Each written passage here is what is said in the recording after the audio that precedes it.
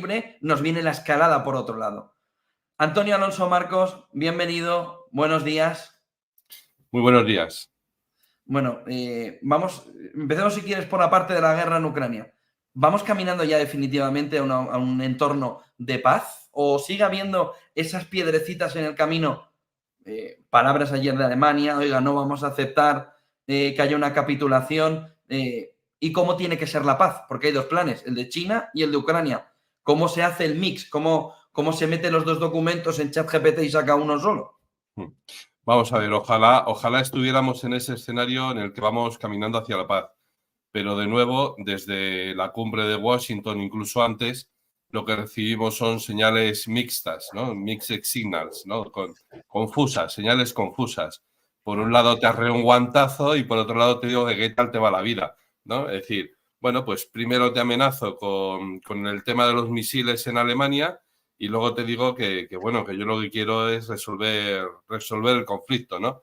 En la cumbre de Washington, si recuerdas, decían bien claro, no, pues vamos a enviar más armas a Ucrania, vamos a apoyar a Ucrania, pero lógicamente no vamos a dejar que Ucrania sea miembro de la OTAN porque eso nos metería de lleno en la guerra contra Rusia. Vamos a ver, pero ¿no te das cuenta de esa disonancia cognitiva? ¿No? Entonces, no se puede sostener ambas posturas a la vez, salvo que se esté jugando a ganar tiempo. Entonces, yo creo que están en esa tesitura de intentar ganar tiempo. Desde luego, los deseos de la Santa Sede, manifestados por el Papa, por Parolín, el secretario de Estado, en diversas ocasiones son sinceros. Esos deseos de paz son sinceros, de paz, de resolver el conflicto, de parar la guerra, que son tres cosas distintas. Los deseos de China por exactamente lo mismo, por parar la guerra, resolver el conflicto, etcétera, etcétera. Bueno, pues igual, son igualmente sinceros. Ahora, que Kuleva sea sincero cuando va a ver a Wang Li, al ministro de Exteriores chino, allí a Pekín, y le diga esto de, bueno, venga, vale, aceptamos que tenemos que negociar con Rusia y tal. Eso a mí no me parece sincero. El hecho de que Volodymyr Zelensky le diga a Parolín, no, es verdad, hay que parar la guerra, etcétera, etcétera. No, eso tampoco me parece sincero, ¿no? Es decir, si de verdad quisieran hacerlo, bastaría con, primero, levantar la prohibición que tiene Ucrania de negociar la paz con Rusia, porque hay una legislación ucraniana que lo prohíbe a día de hoy, una legislación aprobada en la Rada Suprema precisamente por Volodymyr Zelensky. Y segundo, levantaría el teléfono y ya está, y se pondrían a hablar los equipos negociadores, que ya lo hacen, tienen contactos habituales, lógicamente, los equipos negociadores tanto de Rusia como de Ucrania para encontrar la paz.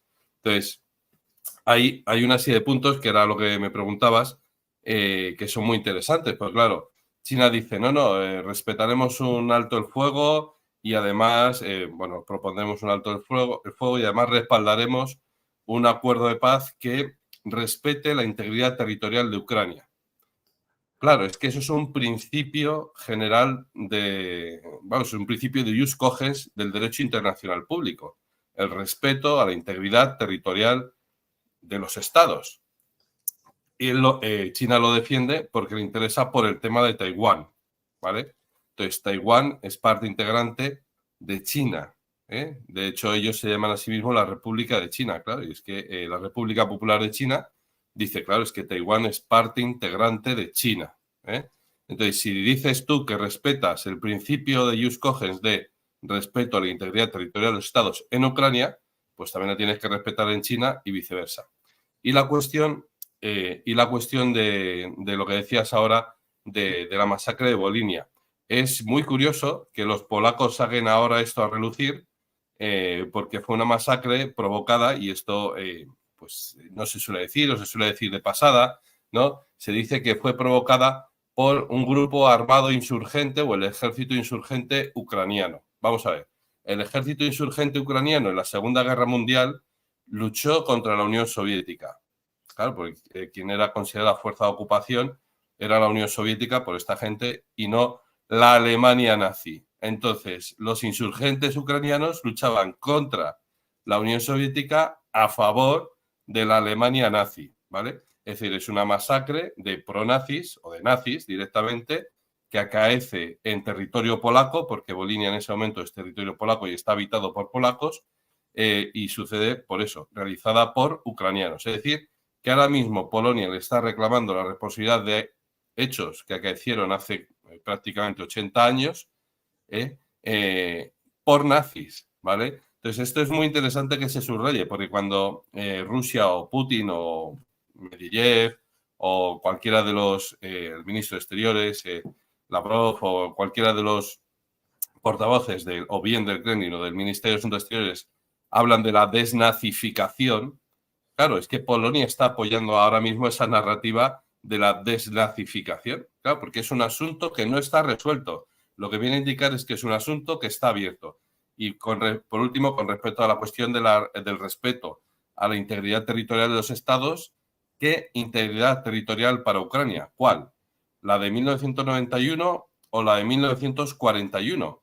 Porque, insisto, Volinia en ese momento era parte de Polonia y ahora es parte de Ucrania.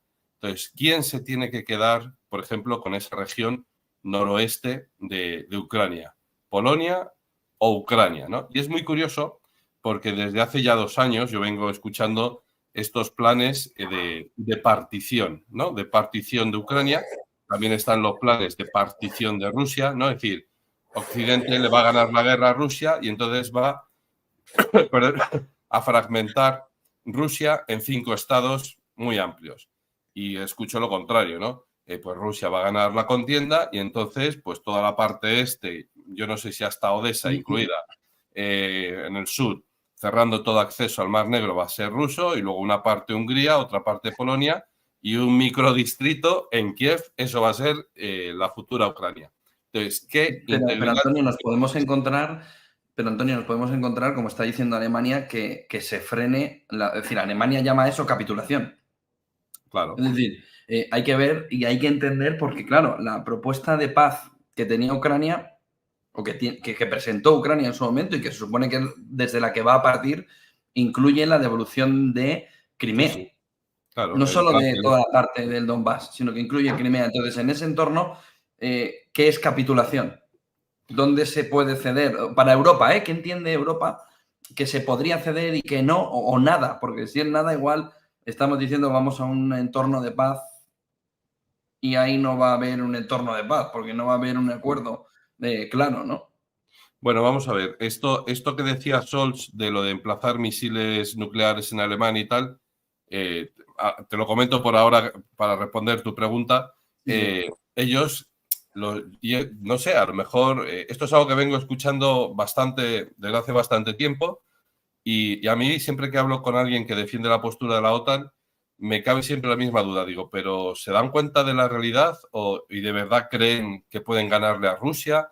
O cuando toman este tipo de decisiones se piensan, este es el punto, que están jugando a la disuasión con Rusia, o no se dan cuenta de que cada una de estas decisiones es entendida por la parte rusa como un ataque frontal no solo contra sus intereses, sino contra su seguridad. No se dan cuenta de esto y siguiendo las declaraciones de ayer de Scholz, pues parece que no, que es que no se dan cuenta, que es que se piensan en su mundo, en su burbuja, que están jugando a la disuasión. No, hijo mío, no. Si Estados Unidos pone misiles nucleares en Alemania, le estás dando a Rusia no un motivo para asustarse y arredrarse y decir, ahí va, que es que van en serio los americanos. No, le estás dando un motivo para poner misiles nucleares en Cuba, porque esto se llama reciprocidad y esto es lo que funciona en relaciones internacionales, ¿vale?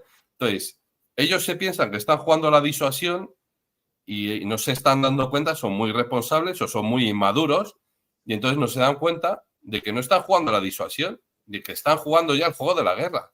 Y cuidado con esto, porque nos podemos meter en un escenario terrible. Entonces, ¿qué capitulación es aceptable por parte de Europa? Bueno, es que Europa, ya digo Europa, Estados Unidos, la OTAN, lo que sea, ¿vale? Ucrania en el fondo, se tiene que dar cuenta de que está perdiendo la guerra. Es que primero hay que partir de ahí.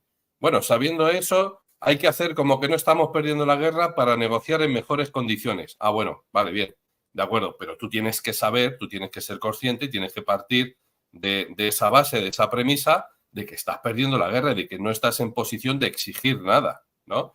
Entonces, partiendo de esa base, bueno, pues lo que sería aceptable para Ucrania es perder pues lo que se le ofreció en el 2022, en abril de 2022, que es, nos quedamos con Crimea y dejamos Donetsk y Lugansk como repúblicas libres independientes dentro, pues una nomenclatura que tienen en los países postsoviéticos o exsoviéticos, repúblicas dentro de Ucrania, entonces respetándose los derechos lingüísticos y tal. Bien, eso es abril de 2022, pero si eso lo hubieran aceptado en ese momento, como aceptaron ese principio de acuerdo, no habría habido ningún problema y nos habríamos ahorrado cientos de miles de muertos y millones de euros en destrucción material. Pero como no lo aceptaron finalmente, bueno, pues los rusos invirtieron dinero y capital humano. ¿Van a aceptar los rusos ahora un acuerdo de paz que sea exactamente igual que el de abril de 2022? Algo me dice que no. Insisto, ahora ya, una vez que te has metido en la dinámica de la guerra, lo siento, pero ya son otras reglas distintas. Ya no es lo que a mí me gustaría, claro. Sí, a mí me gustaría efectivamente que todo volviera a la situación del año 2003, en el que Estados Unidos empezó a malmeter con revoluciones de colores por medio mundo, principalmente en el entorno de Rusia, ¿no? En el entorno de los países postsoviéticos. Serbia, Georgia, Ucrania en el 2004. Claro, a mí me encantaría volver al 2004 o al 2013, si quieres, antes de la invasión del 2014. Pero es que ese mundo ya no existe, ¿no? Es decir, una cosa es lo que a mí me gustaría como europeo y otra cosa es pues la realidad que tenemos sobre la mesa. Y eso no lo podemos perder de vista, José Antonio, la realidad que tenemos sobre la mesa. Porque podemos hacernos castillos en el aire, pero tenemos que prestar atención a esa realidad. Solo una cuestión más, Antonio. Joe Biden dice que se va para salvar la democracia. Trump dice, Obama te ha dicho que o te vas o te vas. Claro. Dijo ayer en New York Post, no exactamente, pero dice una frase muy parecida alrededor de, oiga, le han forzado a irse, no nos cuente historias.